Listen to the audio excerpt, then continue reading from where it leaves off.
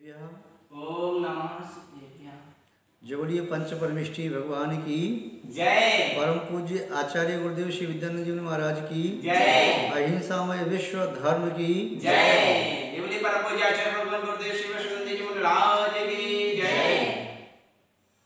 उपस्थित धर्म स्नेही सत श्रद्धालु भव्यवर पुंडरीक पुण्यात्मा महानुभाव।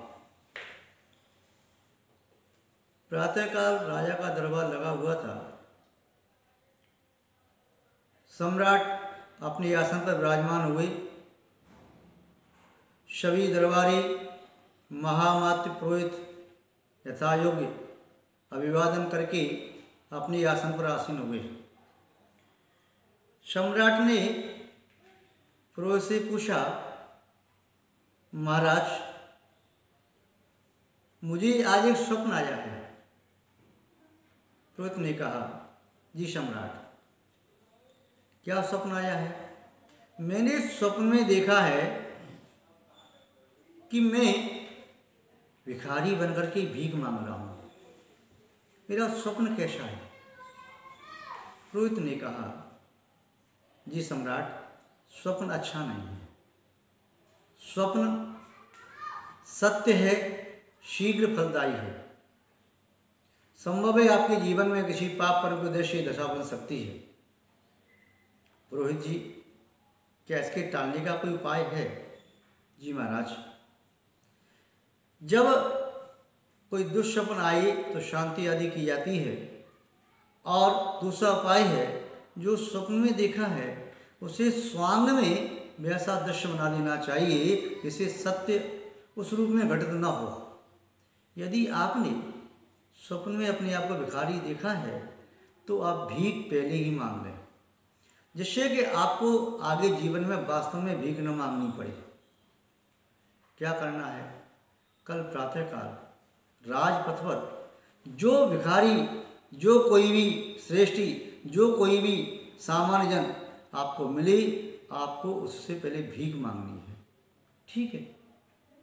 क्योंकि कई एक ऐसे साधन होते हैं, उपाय होते हैं, तंत्र आदि प्रयोग किए जाते हैं, नैमित्तिक के रूप से प्रयोग किए जाते हैं, जिसके माध्यम से उन स्वप्न आदि का, दुष्स्वप्न आदि का फल टाला जा सकता है।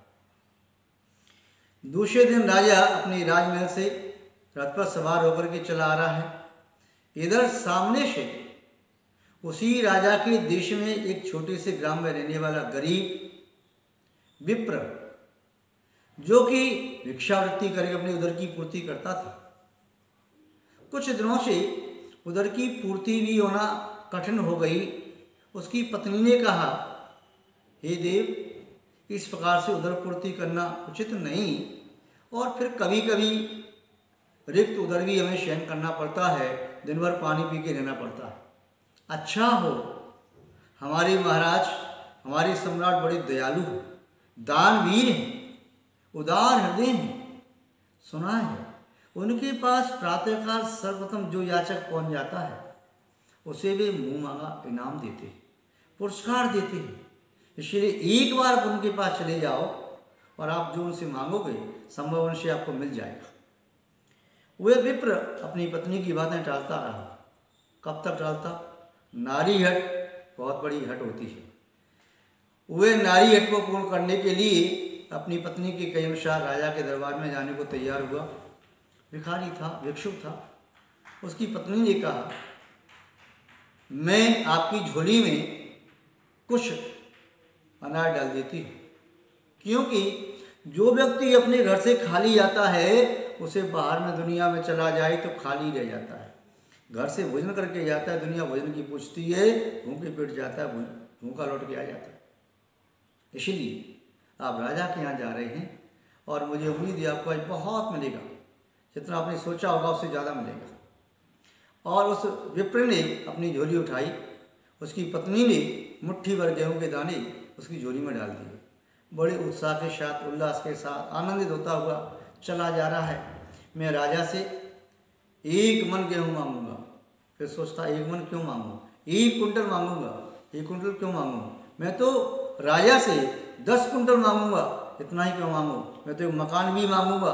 वो सोचता चला जा रहा है, अरे राजा से, राजा के देश में मैं एक अच्छा सुव्यवस्थित स्थान मांगूंगा, अपना मकान अच्छा बनाऊंगा, अच्छी तरह से रहूंगा। वे विचारों में खोया हुआ राजपथ में चला जा रहा था, लंबी डग बढ़ते हुए अचानक उसे एक आवाज़ आई, खट की आवाज़ आई। उसने अपनी निगाह पर उठा के देखा तो सामने राजा का रथ खड़ा हुआ है और राजा उस रथ पर सवार है, सारथी बैठा हुआ है। वह याचक भिक्षुक विप्र अपने मुख से कोई शब्द कही, उसके पहले राजा रथ से कूद करके उसके सामने आ गया और अपनी झोली फैला करके कहता है, मुझे भिक्षा दो। इस विप्र के पैरों के नीचे से मानो जमीन खिसक गई। क्या भिक्षा दी? वह तो भिक्षा मांगने के लिए आया था, किंतु उसने कहा, मैं आज इतना सौभाग्यशाली हूं कि राजा आज मेरे पास भिक्षा मांगने आया है, तो मैं राजा से बड़ा हो गया। देने वाला हमेशा प्रत्येक काल में बड़ा होता है, लेने वाला नीचे होता है। बादल जल देते हैं इसलिए ऊंचे रहते हैं, और समुद्र जल लेता है इसलिए नीचे रहता है।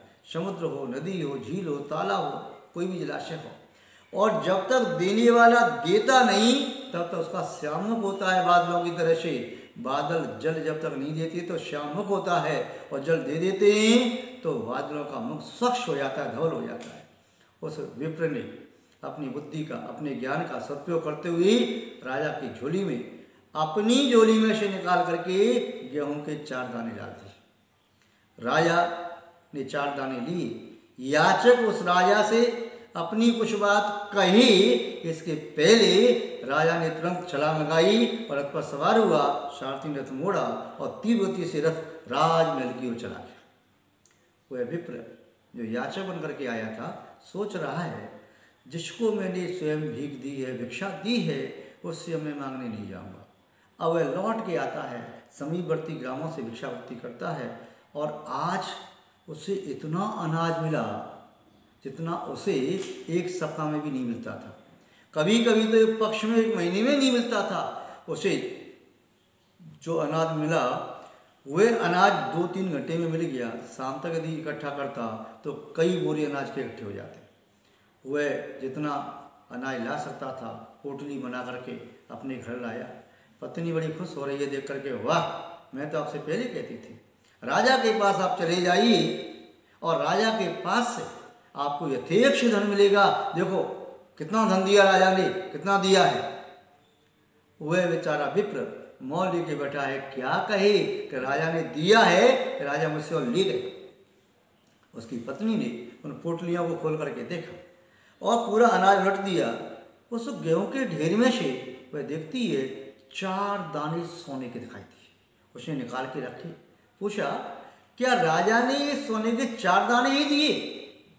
आपने 4 दाने ही मांगे, ज्यादा कौन ही मांग लिए? वह कहता है, मन में सोचता है कि राजा ने तो कुछ दिया नहीं, किंतु सोने के 4 दाने तो किसी ने नहीं दिए, ये कहाँ से आए? वह वृतांत सुनाता है, राजा ने नहीं दिया, राजा को तो मैंने उल्टी भिक्षा दी थी। क्या दिया था भिक्षा में? 4 दाने दिए थे, बस वही दाने लौट करके तुम्हारे पास स्वर्ण के बन करके आ गए।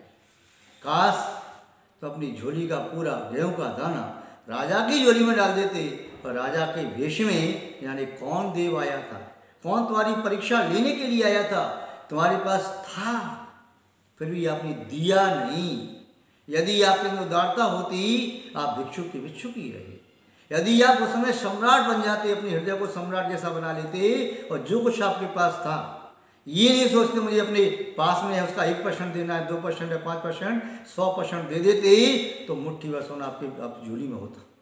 महान बात। ये किस राजा का, सम्राट का प्रसंग है, किस विप्र का प्रसंग है, मुझे ज्ञात नहीं है, किंतु ये तथ्य अवश्य समझ में आता है। आपकी समझ में भी आए तो उसे स्वीकार कर लेना। तथ्य ये है, व्यक्ति जैसा देता है वैसा प्राप्त करता है। जितना देता है उसके अनुपात में उसे 7 गुना, 6 गुना, लक्ष गुना, कोटि गुना मिलता है।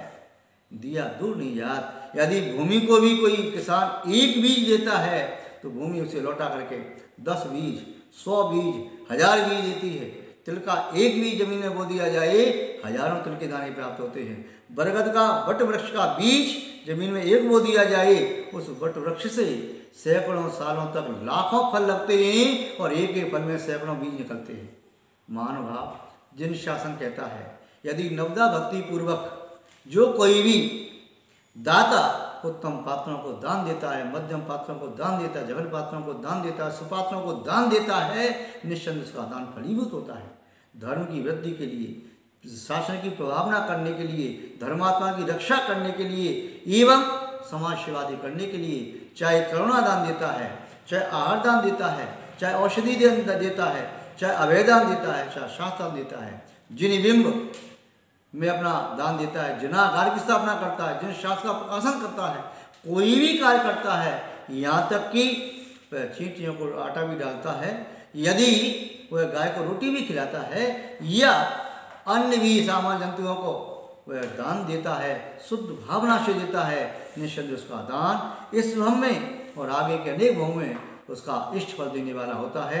आप सभी लोग इस दान की महिमा को जान करके दान की प्रवृत्ति को प्रारंभ करो। आचार्य कार्तिक स्वामी ने लिखा है, यदि आपके पास धन बढ़ रहा है तो दान देना प्रारंभ करो और बढ़ेगा। धन घट रहा है तो दान देना प्रारंभ करो, घटना बंद हो जाएगा।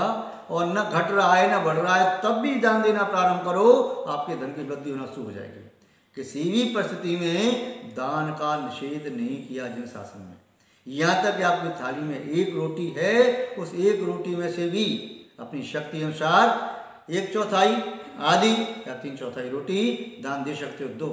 यदि स्वयं भूखे रह करके दूसरे के लिए क्षुधा दूर करते हो तो निस्संदेह प्रकृति आपकी क्षुधा रूपी रोग को हमेशा के लिए दूर कर सकती है। इसलिए दान अवश्य देना चाहिए। दान नो परमो धर्म, दानम पारंपरेण मुक्ति कारणम, दान परंपरा से मुक्ति कारण है और दानात मुक्ति, दान से मुक्ति होती है। दान से इस भव के सुख और पर भव के सुख प्राप्त होते हैं। आप सब दान में प्रवृत्ति करें, यही हम आपके प्रति मंगल भावना भाते हैं और आपको अंतरात्मा से सहस्रों बार लक्षाधिक कोट्याधिक बार आशीर्वाद देते हैं। आप सबका मंगल हो, शुभ हो, कल्याण हो। ओम शांति।